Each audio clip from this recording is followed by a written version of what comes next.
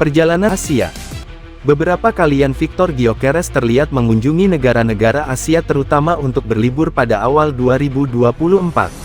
Erick Thohir mengundang Victor Gyökeres ke Indonesia untuk menghadiri sebuah acara amal di Bali. Dalam kesempatan itu Erick tidak hanya itu memperkenalkan keindahan Indonesia, tetapi membicarakan visi besar sepak bola nasional. Dalam pertemuan tersebut Victor Gyökeres merasa tertarik tetapi belum memberikan keputusan apapun. Erick Thohir kemudian meningkatkan pendekatannya dengan menjalin komunikasi dengan Victor Gyökeres yaitu Alf Gyökeres yang memiliki pengaruh besar terhadap keputusan karir anaknya.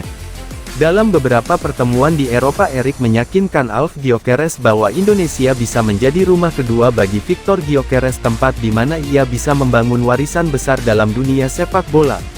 Proses naturalisasi tantangan regulasi FIFA. Meskipun Victor Gyökeres mulai menunjukkan ketertarikan, tantangan terbesar justru datang dari aspek regulasi.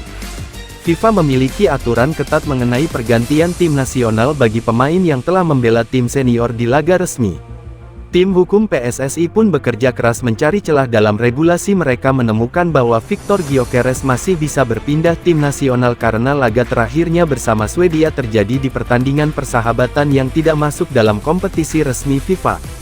Pada pertengahan 2024 Erick Thohir mulai mengajukan proses naturalisasi Victor Gyökeres kepada pemerintah Indonesia.